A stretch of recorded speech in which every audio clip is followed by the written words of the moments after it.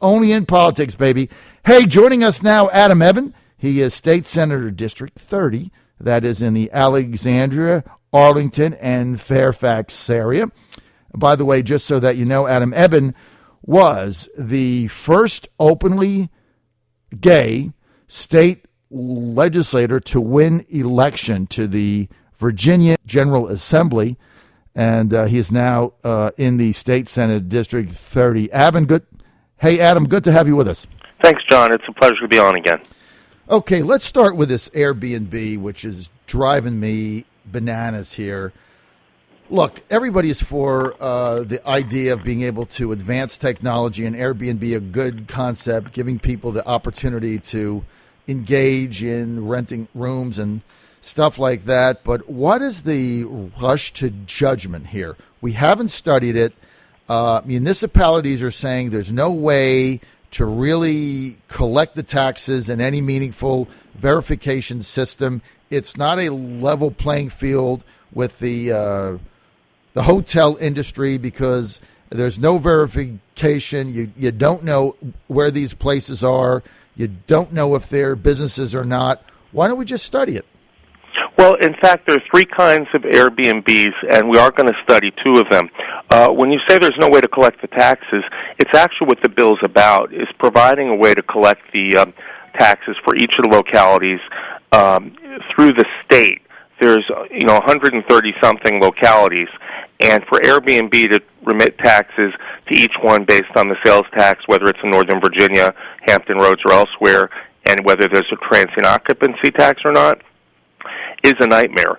So this would provide the taxes, and there were, as an example, last year during the Richmond bike race, the city explicitly said that people could not rent a room, and this would allow that.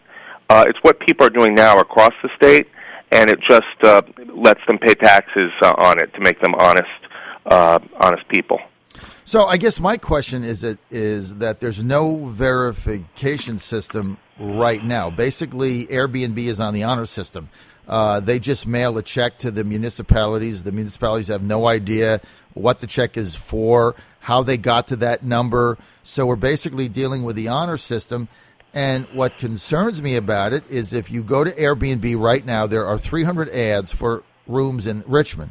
Well, it's not legal in Richmond. So they're taking ads for a locality it's not even legal, and now we're supposed to trust them. How's that work? Well, it's only good for your primary residence. And instead of mailing a check to the municipalities, the internet platforms would provide the funding to the State Department of Taxation with a breakout, and the State Department of Taxation would remit the taxes, about $2 million a year right now, to localities. That would be helpful. So would that also show where the stay was derived? Because the other issue is if you rent out a room for over, I think it's 50 days or something, 45 days, then you're a business, then you have to pay the B-poll tax. Yeah, and that's made clear in the bill that if you are renting out that much, that you have to seek a local business license. But you're right that there's no audit function. I mean, when we look at the fact that Airbnb may be renting over time or facilitating the rental of thousands of Virginia properties of people's primary residence, that's a lot to break out for them to provide every single address of someone who's listed, whether or not they've booked a room, etc. So it does make it easier to rent a room, but it's also easier to collect taxes, because if you or I rented a room in our house, we would have to, if we were being good, honest business taxpayers, we would have to figure out what the tax was on each day, which is a little bit of a burden if you're only renting out here and there, twice, 3 times, 5 times a year. Okay, so what you're saying is you've got legislation in there that you think is going to level the playing field right now. Yes. Okay, so... well, level it in terms of collecting the taxes. You mentioned the hotels. Of course, the hotels are not excited, but we did have a hotel chain stand up and grudgingly support the bill at the at the committee meeting. Now, there are two other kinds of Airbnbs. One is a vacation home, right, and one would be a multi-unit dwelling. Those two are going to be studied over the summer. Okay, I think just studying this thing the way we did with Uber. Lyft and Uber, with Uber was studying it. We had a 12-month study. I think out of that came good legislation that made sense for everybody. I guess we're looking for the same thing here with Airbnb. Look, whenever anything is put forth quickly, and there's a bunch of lobbyists involved, Adam, I get worried. Okay, not that I don't trust the politicians, but I just get worried. Okay, coming up on 8:48, this is the John Fredericks Show across Virginia. We're with State Senator Adam Ebbin, Democrat, Northern Virginia, District 30. Senator Ebbin, let's get to Terry McAuliffe's deal on the guns. Are you in favor of it? Are you in favor of it? Well, I voted against the one part that was most controversial and for the two that gun safety advocates support. I could argue it both ways in that I oppose the deal in that lowering our standards for concealed carry permit holders to so many other states, even like, for example, a state like North Dakota that lets you have a permit if you had been convicted of stalking, I think that goes too far. I will say that the law before A.G. Herring had started enforcing it required it to be enforced, but it had not been enforced by other attorney generals. And I suppose that there's a chance that would change from attorney general to attorney general. Mm-hmm. So in that sense, I think people could argue that. But I think the folks who were most in favor of the deal are those who were upset about reciprocity being taken away, right, even though existing law requires the attorney general to enforce that. So, no, I'm not a fan of the deal overall, but I am happy that the attorney general brought the NRA to the table and that the governor at least was able to get out restrictions on those who have a permanent protective order against them, and the voluntary background check at the gun show. I've been to gun shows where we purchase guns, or a gun, and seen how it works. And I think that this is a good step forward. Responsible gun sellers don't want to avoid the background check. It's pretty simple, particularly if you're at a gun show. So, Senator Ebbin, do you think that Governor McAuliffe did the right thing? No. I think we should have not done the reciprocity quite in that way. I don't know what the answer is for a deal on reciprocity, but it troubles me that places like North Dakota are included. Okay, let's get to your legislation on marijuana, and one that I'm in favor of, which is your effort to expunge marijuana convictions for a certain amount, because what's happening is people get arrested for possession of marijuana. It's a low amount. It's on their record, and it really hampers them in getting jobs and moving ahead. And look, people make mistakes, whatever. Where is that now? Well, we've got two bills. The one about driver's licenses that says that your driver's license will no longer be suspended for 6 months. That bill actually passed the full Senate on a bipartisan vote overwhelmingly. My other bill to decriminalize marijuana, lessen the penalty and no longer have a criminal record, that bill failed. You know what? There was a time where I was in favor of your bill to decriminalize marijuana until your colleague, Chap Peterson, talked me out of it. And he took me out one day because I was in favor of it. And he said, look, I'm a lawyer. I've defended so many of these, one after the other. And he says it does lead to bigger issues. And over supper one night, he completely changed my mind on it. How do you respond to that? Well, Chap is very persuasive over a meal or not. Yes. But are you referring to marijuana as being a first step to other drugs? Is yes. that the yes. Yeah? That was his argument.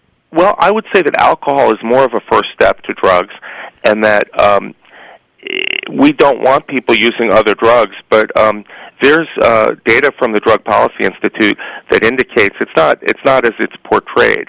Mm-hmm. All right, so you're still in favor of decriminalizing it? Yeah, I will say though that other states that have decriminalized and even legalized, that the data that we get from them will be particularly helpful as we move to this long-term effort. Okay, Senator Ebbin, let's get to your LGBT agenda. Give us an update on that now. Sure. The Senate has passed on a bipartisan basis non-discrimination legislation dealing with both discrimination in housing and discrimination in government hiring and employment. Those are the good parts.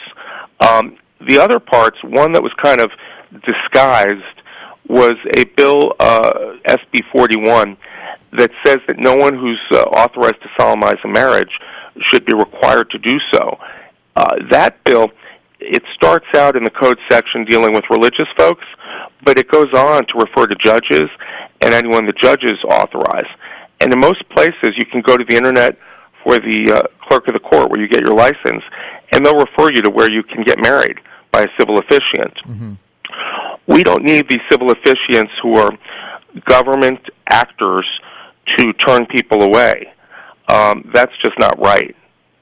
All right, now, your other colleague, State Senator Tom Garrett from the Buckingham area running for Congress, says that people that have jobs where they would issue these licenses, if they object to gay marriage on religious grounds, that they shouldn't have to be involved in it. How do you respond to that? Well, that's just over the top. That bill actually was sent back to committee, and they're swearing an oath to the Constitution of Virginia, the Clerks, and to the Constitution of the United States.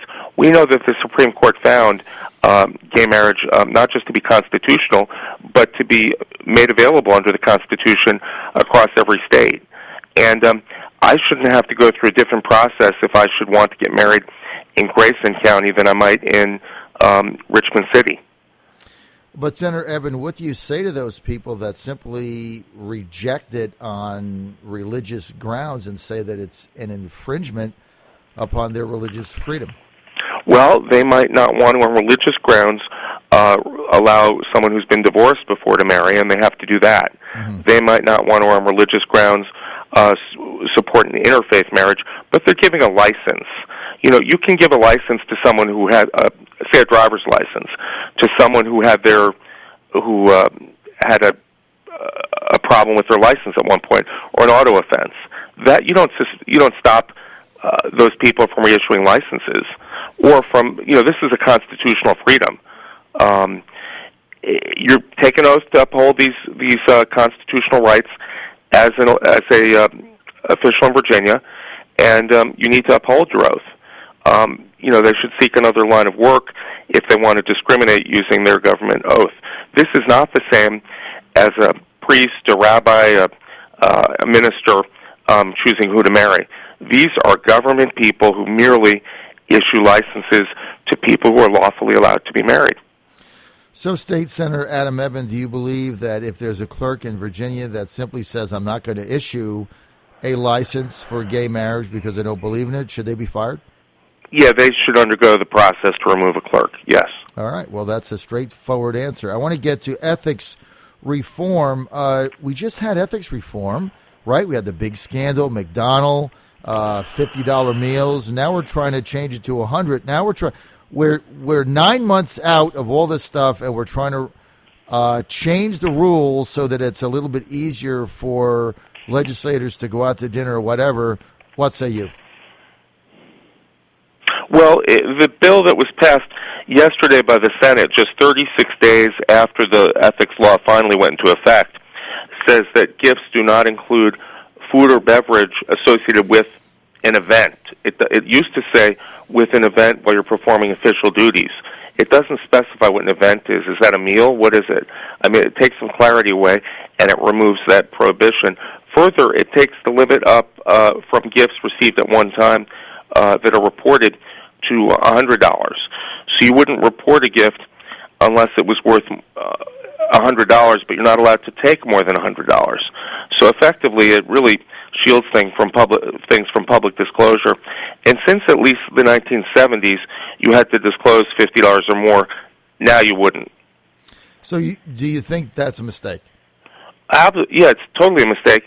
I mean, we started to come up with some small steps forward in regard to public disclosure and limitations, and now we're moving backwards 36 days after this legislation went into effect. This is what the Senate's proposing. I'm hopeful that in this case the House will have more common sense. Common sense. I'm for common sense. Hey, Adam, at the end of the day, you can figure it out. Just follow the money. That's what I say. This is the John Fredericks Radio Network. We want to thank State Senator Adam Ebbin for being with us. Democrat, District 30, Alexandria, Arlington, and part of Fairfax County. Adam, it's always an honor to have you on, sir. Keep up the good work. Thank you. Thank you. Thanks, John. Thanks for what you do.